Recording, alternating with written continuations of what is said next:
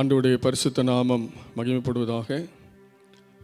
இந்த நாளிலும் ஆண்டவராகிய இயேசு கிறிஸ்து சுமார் 2000 ஆண்டுகளுக்கு முன்பதாக இந்த உலகத்திலே நமக்காக அவர் மரித்தார்.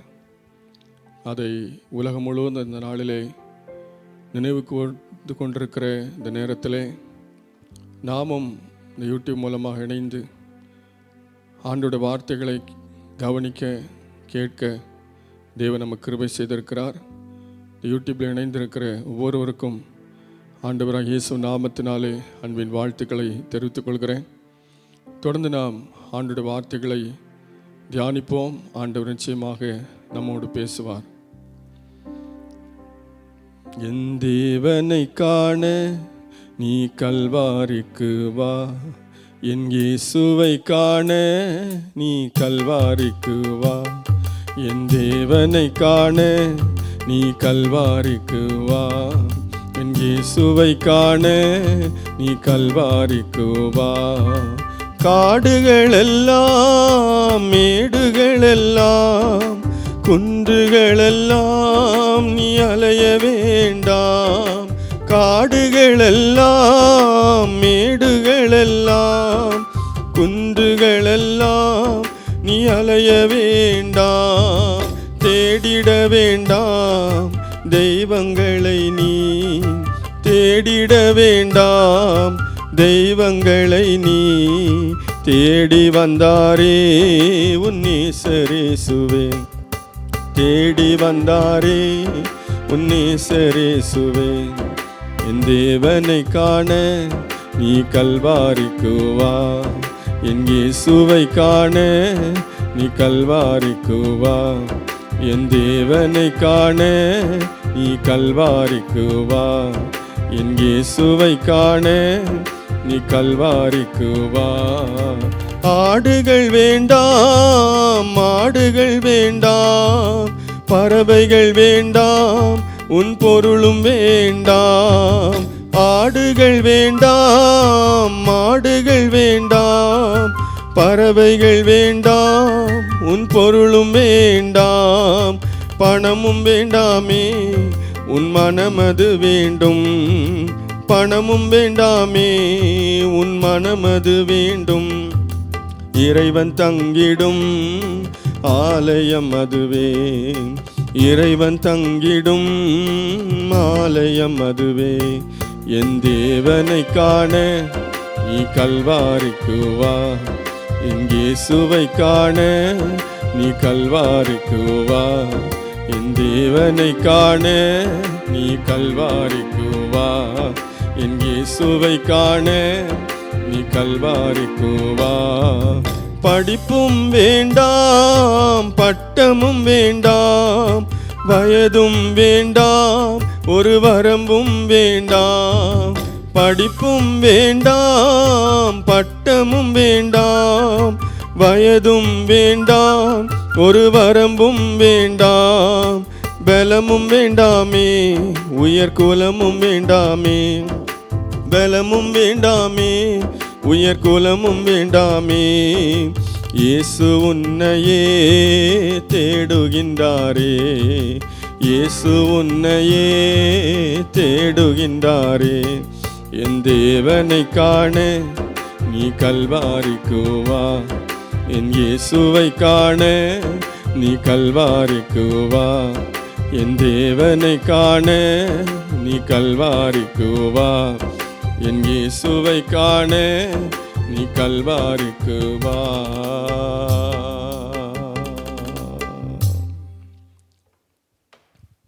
ஆண்டவருடைய பரிசுத்த நாமம் மகிமைப்படுவதாக.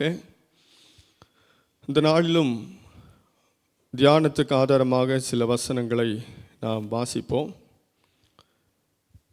அப்போஸ்தலனாகிய பேதுரு எழுதின முதலாம் நிருபத்திலே 2ஆம் அதிகாரத்தில் 22, 23, 24 ஆகிய வசனங்களை வாசிக்கிறேன். 1 பேதுரு 2, 22, 23, 24 ஆகிய வசனங்கள். அவர் பாவம் செய்யவில்லை, அவருடைய வாயிலே வஞ்சனை காணப்படவும் இல்லை. அவர் வையப்படும் போது பதில் வையாமலும் பாடுபடும்போது பயமுறுத்தாமலும் நியாயமாய் தீர்ப்பு செய்கிறவருக்கு தம்மை ஒப்புவித்தார். நாம் பாவங்களுக்கு செத்து நீதிக்கு பிழைத்திருக்கும்படிக்கு அவர் தாமே தமது சரீரத்திலே நம்முடைய பாவங்களை சிலுவையின் மேல் சுமந்தார். அவருடைய தழும்புகளால் குணமானீர்கள். அவர் தாமே தமது சரீரத்திலே நம்முடைய பாவங்களை சிலுவையின் மேல் சுமந்தார். அருமையான சகோதரனே, சகோதரியே, ஆண்டவராகிய இயேசு கிறிஸ்து நமக்காக பலியானார். நமக்காக தன்னுடைய ஜீவனை ஒப்பு கொடுத்தார். நமக்காக மரித்து அடக்கம் பண்ணப்பட்டு 3ஆம் நாளில் உயிர் தெழுந்து இன்றைக்கும் ஜீவித்து கொண்டிருக்கிறார்.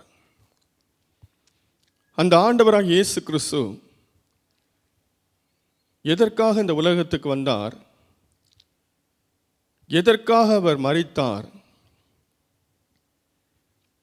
என்று இன்று அநேகர் தெரியாதவர்களாகவே வாழ்ந்து கொண்டிருக்கிறார்கள்.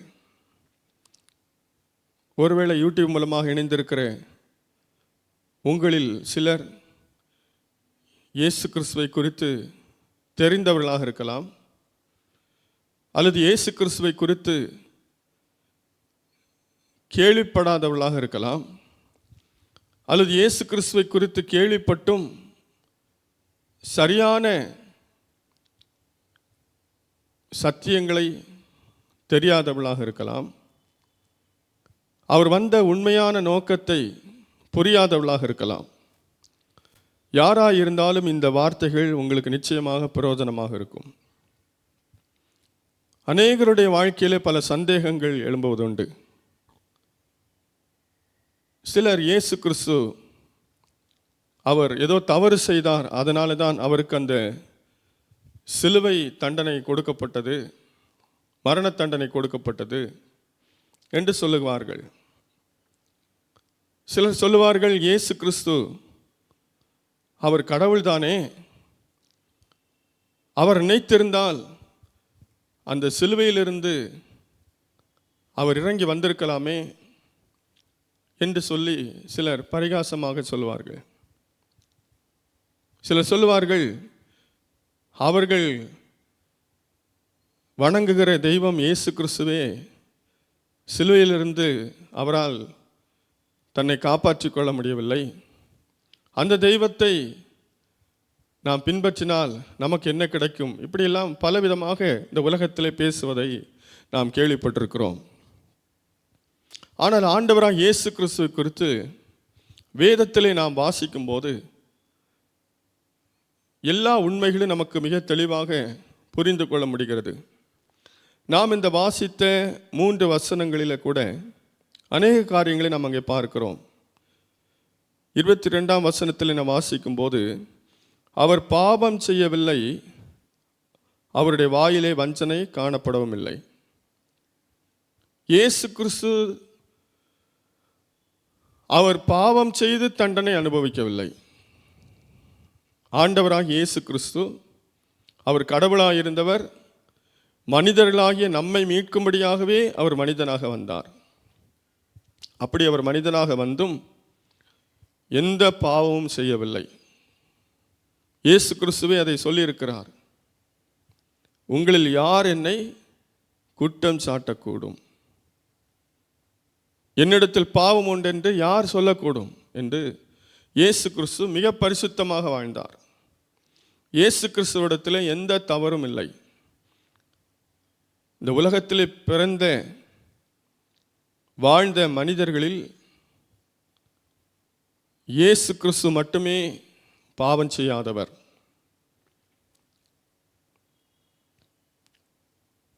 அவர் எந்த தவறும் பாவம் செய்யாமல் அந்த சிலுவையிலே அவர் அறையப்பட்டார்.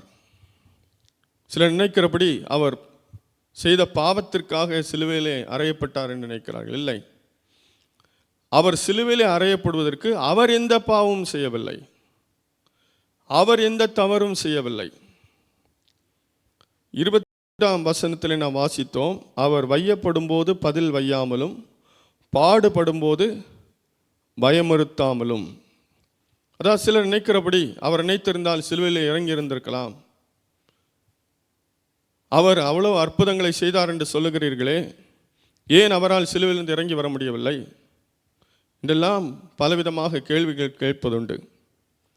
அவர் வந்த நோக்கமே இந்த உலகத்திலே வந்து மனிதர்களுக்காக, மனிதருடைய பாவங்கள் மன்னிக்கப்படும்படிக்காக இரத்தம் சிந்த வேண்டும் என்ற ஒரே நோக்கத்திற்காக தான் இயேசு கிறிஸ்து வந்தார். அவர் ஒருவேளை சிலுவையிலிருந்து இறங்கி வந்திருந்தால் அந்த நோக்கம் நிறைவேறாமல் போயிருக்கும். அவர் இந்த கடவுளாக இருந்தவர் இந்த உலகத்துக்கு வந்ததே அதற்காகத்தானே. அவர் ஏன் சிலுவையிலிருந்து இறங்கி வர வேண்டும்? அவர் நினைத்திருந்தால் அவரை யாரும் பிடித்திருக்க முடியாது. அவர் நினைத்திருந்தால் அவருடைய கண்களுக்கு அவர் மறைந்து போயிருக்கலாம். சில இடத்துல எப்படி அவர் செய்திருக்கிறார். அவரை யாரும் சிலுவையில் அறைய முடியாது அவருடைய அனுமதி இல்லாமல். ஏனென்றால் அவர் கடவுளாய் இருந்தவர், அவர் தேவகுமாரன். அவர் யார் சிலுவையில் அறைய முடியும்? ஆனால் அவர் அதற்காகவே வந்தார். அவர் தன்னுடைய அதிகாரத்தை பயன்படுத்தியிருந்தால், இயேசு தம்முடைய வல்லமையை பயன்படுத்தியிருந்தால் அவரை யாரும் பிடிக்க முடியாது, அவரை அடிக்க முடியாது, அவரை சிலுவையிலே அறைய முடியாது, அவரை கொலை செய்ய முடியாது. அப்போ இயேசு கிறிஸ்து வந்ததே தன்னுடைய ஜீவனை கொடுக்கும்படியாக. இயேசு கிறிஸ்து இந்த உலகத்தில் வந்ததே தன்னுடைய இரத்தத்தை சிந்தும்படிக்காக. இயேசு கிறிஸ்து இந்த உலகத்தில் வந்ததே பாவிகளை மீட்கும்படிக்காக. பாவிகளை ரட்சிக்க வந்தார். அவர் தன்னுடைய அதிகாரத்தையும் தன்னுடைய வல்லமையையும் அவர் பயன்படுத்தியிருந்தால் அது நடந்திருக்காது. ஆகவே அந்த இடத்துல இயேசு கிறிஸ்து தன்னை ஒப்பு கொடுத்தார்.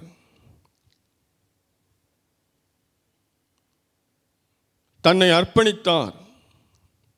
தேவ சித்தத்துக்கு தன்னை ஒப்பு கொடுத்தார்.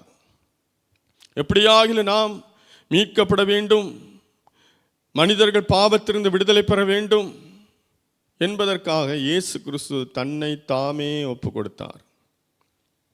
ஆகவே இயேசு கிறிஸ்து அவர் செய்த குற்றத்துக்காக அவர் தண்டனை பெறவில்லை.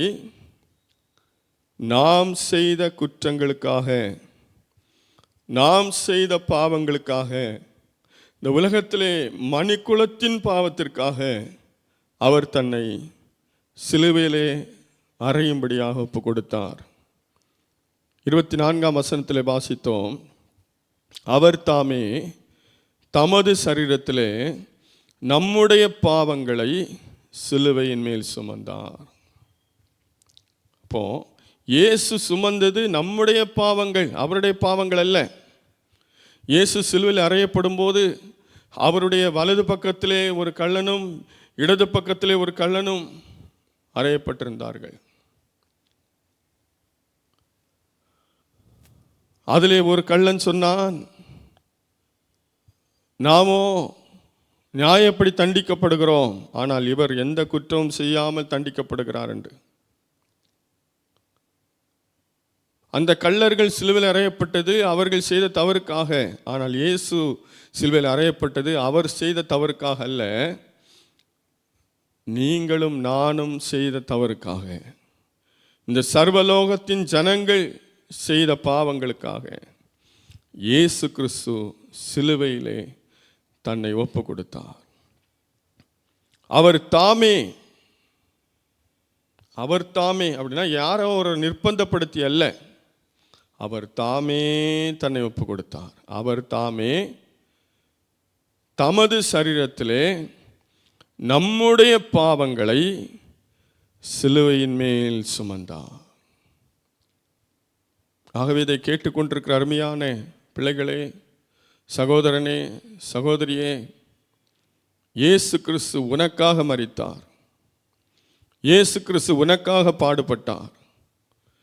இயேசு கிறிஸ்து உனக்காக துன்பங்களை சகித்தார். இயேசு கிறிஸ்து உனக்காக நிந்தனைகளை சகித்தார்.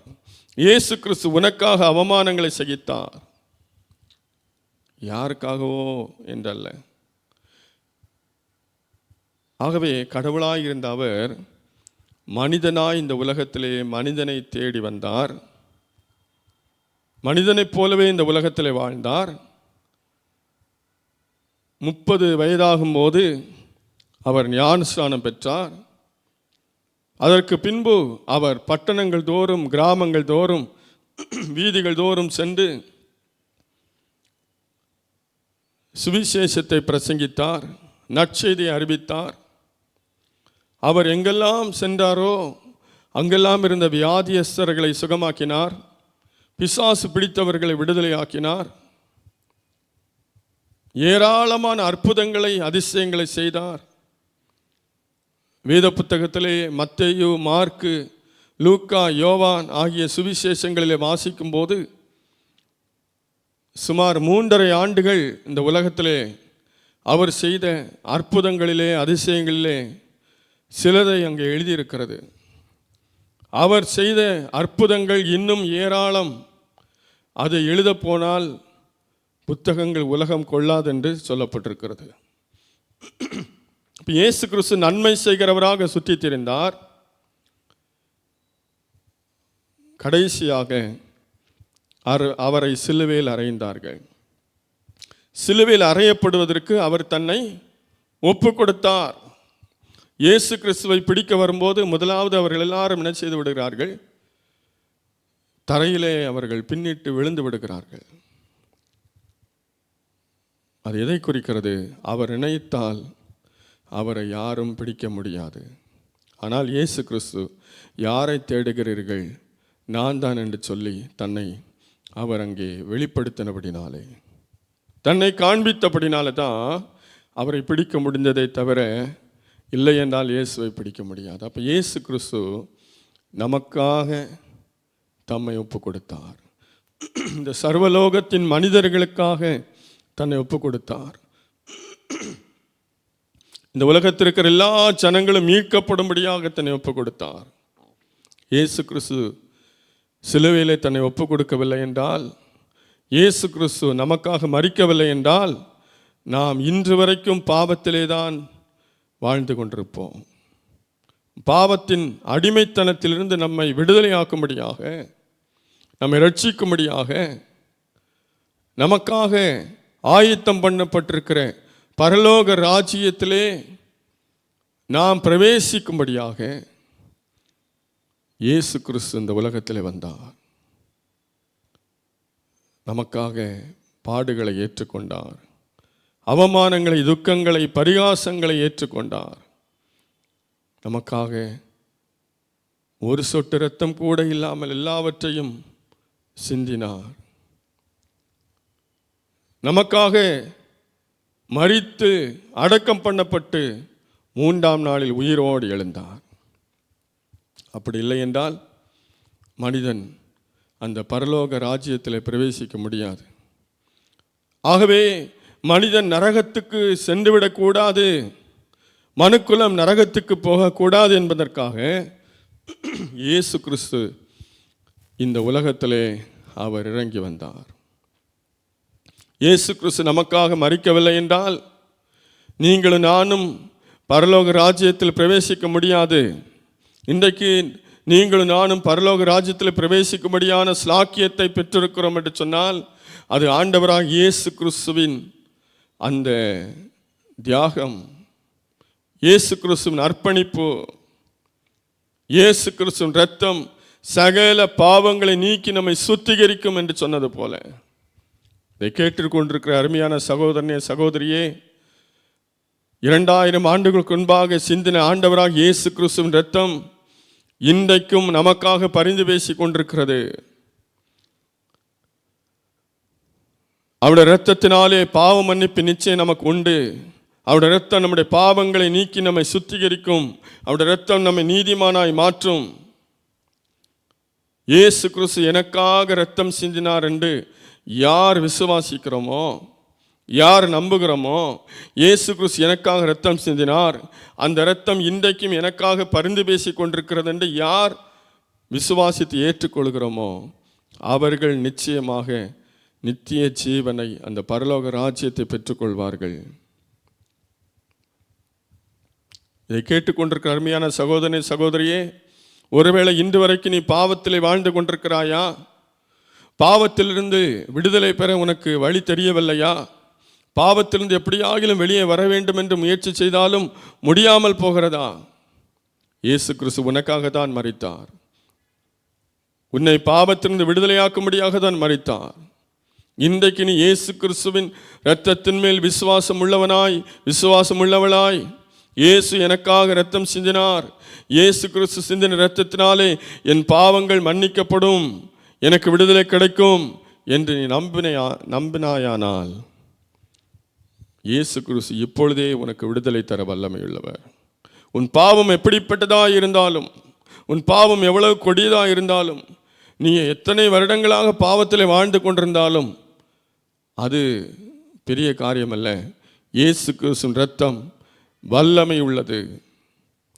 இயேசு கிறிஸ்துவின் இரத்தம் நம்மை சுத்திகரிக்கிறது. இயேசு கிறிஸ்துவின் இரத்தம் இன்றைக்கும் நமக்காக பரிந்து பேசி கொண்டிருக்கிறது. ஆகவே ஒருவேளை ஏதாகிலும் பாவங்களிலே பிடிக்கப்பட்டிருப்போமானால், ஏதாகிலும் பாவத்திலே அடிமைத்தனத்துக்குள்ளே இருப்போமானால், இப்பொழுது இயேசுவை நோக்கி பார். இயேசு உனக்காக மரித்தாரே, இயேசு உனக்காக இரத்தம் சிந்தினாரே, இயேசு இரத்தம் உனக்காக பரிந்து பேசி கொண்டிருக்கிறதே. நீ விசுவாசித்தால் இப்பொழுதே உனக்கு விடுதலை உண்டு.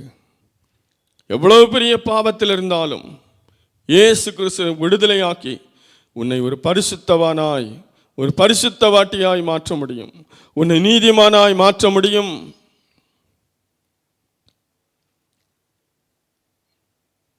அருமையான தேவனுடைய பிள்ளைகளே, ஆகவே இயேசு கிறிஸ்து தன்னுடைய பாவத்திற்காக அல்ல, நம்முடைய பாவத்துக்காக மரித்தார், நம்முடைய பாவத்துக்காக இரத்தம் சிந்தினார். அதுதான் இன்று உலகம் முழுவதும் நினைவு கூர்ந்து கொண்டிருக்கிறோம். அது மாத்திரமல்ல, இன்றைக்கும் எத்தனையோ பேர் பாவத்தில் வாழ்ந்து கொண்டிருக்கிறார்கள். இயேசு கிறிஸ்துவை அறிந்த தேவனுடைய பிள்ளைகளே, அவரை ஏற்றுக்கொண்ட தேவ ஜனமே, ரட்சிக்கப்பட்ட தேவ ஜனமே, இன்றைக்கு இந்த இயேசு கிறிஸ்துவை தெரியாமல், இயேசு கிறிஸ்துவின் அன்பை குறித்து தெரியாமல், அவர் சிந்தின இரத்தத்தின் வல்லமை குறித்து தெரியாமல் எத்தனையோ பேர் வாழ்ந்து கொண்டிருக்கிறார்களே. அவர்களுக்கு இயேசுவை சொல்லுவோம், அவர் ஏற்படுத்தின ரட்சிப்பை குறித்து சொல்லுவோம், அவர் சிந்தின இரத்தத்தின் வல்லமையை குறித்து சொல்லுவோம், அவர் வைத்திருக்கிற நித்திய ஜீவனை குறித்து சொல்லுவோம். நான் மாத்திரமல்ல, இந்த உலகத்திற்கிற அத்தனை பேரும் அந்த பரலோக வாழ்க்கையை சுதந்தரிக்க வேண்டுமே. அதற்கு நாம் என்ன செய்து கொண்டிருக்கிறோம்? இயேசு கிறிஸ்து இரத்தம் சிந்தி 2000 ஆண்டுகளுக்கு மேலாகிவிட்டது. வருடங்கள் கடந்து சென்று கொண்டே இருக்கிறது. ஆனால் இன்று எத்தனையோ பேர் இதை அறியாமல் வாழ்ந்து கொண்டிருக்கிறார்கள். இந்த வார்த்தையை கேட்டுக்கொண்டிருக்கிற சகோதரனே, சகோதரியே, யாராயிருந்தாலும் அந்த நாளிலே இந்த வார்த்தைக்கு உன்னை அர்ப்பணி. அவர் உனக்கு விடுதலை தருவார். பாவத்திலிருந்து உனக்கு விடுதலை தருவார், சாபத்திலிருந்து விடுதலை தருவார், வியாதியிலிருந்து விடுதலை தருவார், எல்லாவற்றிலிருந்து விடுதலை தருவார். நமக்காகவே மரித்த ஆண்டவராக இயேசு கிறிஸ்து இன்றைக்கும் உயிரோடு இருக்கிறார். அவர் மரித்து போகவில்லை, மரித்து உயிர் தெழுந்து இன்றைக்கும் ஜீவித்து கொண்டிருக்கிறார். நீ அவரை தேடுகிற எந்த இடத்திலும் அவர் வந்து உனக்கு உதவி செய்ய முடியும். உன்னுடைய பாவ வல்லமை எவ்வளவு கொடிதாக இருந்தாலும் உன்னை விடுதலையாக்க முடியும். இந்த அநேகர் விட முடியாத பாவங்களிலே சிக்கியிருக்கிறார்கள். அநேகர் போதை பொருட்களுக்கு அடிமையாக இருக்கிறார்கள். அநேக சிறு பிள்ளைகள் முதல் முதியோர் வரைக்கும் மதுபானத்துக்கும் போதை பொருட்களுக்கு அடிமையாய் வாழ்ந்து கொண்டிருக்கிறார்கள். இன்னும் அநேக பாவ பழக்க வழக்கங்களுக்கு அடிமையாக இருக்கிறார்கள். சிலர் பிசாசுக்கு அடிமையாக வாழ்ந்து கொண்டிருக்கிறார்கள். சிலர் சில சாபங்களுக்கு அடிமை வாழ்ந்து கொண்டிருக்கிறார்கள். அதிலிருந்து விடுதலை வழி இல்லை, விடுதலை பெற முடியலை. பணத்தை செலவு பண்ணுறாங்க, எங்கெல்லாமோ அலைகிறாங்க, யாரெல்லாமோ தேடி போகிறாங்க. மனிதன் தேடுறாங்க, மருத்துவரை தேடுறாங்க, தெய்வங்களை தேடுறாங்க, எங்கெல்லாமோ போகிறாங்க. ஆனால் விடுதலை இல்லை. இயேசு கிறிஸ்து விடுதலை ஆக்குகிறார். இயேசு கிறிஸ்து விடுதலை வைத்திருக்கிறார். அவர் விடுதலை நாயகர். அவர் எந்த நிலைமையிலும் உங்களை விடுதலையாக்க முடியும். ஆகவே இந்த நாளிலே அந்த இயேசு கிறிஸ்து உருவாக்கி வைத்திருக்கிற மெய்யான விடுதலையை நாம் பெற்றுக்கொள்வோம். அவர் நமக்காகவே வந்தார், நமக்காகவே மரித்தார், நமக்காகவே உயிர்த்தார். அந்த இரட்சிப்பை சுதந்தரித்துக் கொள்வோம். நமக்காக அவர் வைத்திருக்கிற அந்த நித்திய ஜீவனாகிய பரலோக வாழ்வை சுதந்தரித்துக் கொள்வோம்.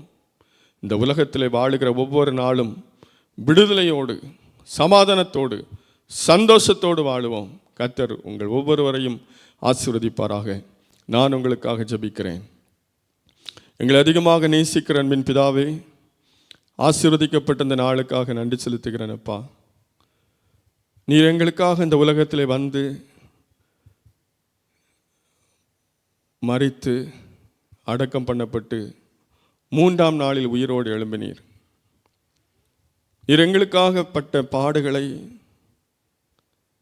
சகித்து கொண்ட பாடுகளை இந்த நாளிலே நாங்கள் நினைவு கூர்ந்து கொண்டிருக்கிறோம். உலகம் முழுவதும் உம்மை அறிந்த ஜனங்கள் நினைவு கூர்ந்து கொண்டிருக்கிறார்கள். 2000 ஆண்டுகளுக்கு முன்பதாக இந்த உலகத்திலே மனிதனை தேடி வந்தீரே, மனிதனைப் போல வாழ்ந்தீரே, மனிதனுக்காக மரித்தீரே, உமக்கு ஸ்தோத்திரம்ப்பா. நாங்களுமே அறிந்து கொள்ள கிருபை செய்தீரே, உமக்கு ஸ்தோத்திரம். எங்களுக்கு இரட்சிப்பை தந்தீரே, உமக்கு ஸ்தோத்திரம். எங்களுக்கு விடுதலை தந்தீரே, உமக்கு ஸ்தோத்திரம். எங்களுக்காக நீர் நித்திய ஜீவனை வைத்திருக்கிறபடினாலே ஸ்தோத்திரம். நாங்கள் அதை இழந்து போகாமல் சுதந்திரித்துக் கொள்ள எங்களுக்கு கிருபை தாரும். கர்த்தாவே, இந்த நாளிலே இன்னும் இந்த ரட்சிப்பை பெற்றுக்கொள்ளாமல், இன்னும் பாவத்திலிருந்து விடுதலை பெறாமல், இன்னும் பாவத்துக்கு அடிமையாய், சாபத்துக்கு அடிமையாய், பிசாசுக்கு அடிமையாய் வாழ்ந்து கொண்டிருக்கிறேன் ஒவ்வொருவருக்காக ஜெபிக்கிறோம். அப்பா, இந்த உலகத்தில் இருக்கிற அத்தனை பேருடைய பாவங்களையும் நீர் சிலுவையிலே சுமந்தீர். அத்தனை பேருடைய பாவங்களுக்காக நீர் மரித்தீர். அப்பா, அன்று சிலுவையிலே சிந்தின இரத்தம் இன்றைக்கும் எங்களுக்காக பரிந்து பேசி கொண்டிருக்கிறது.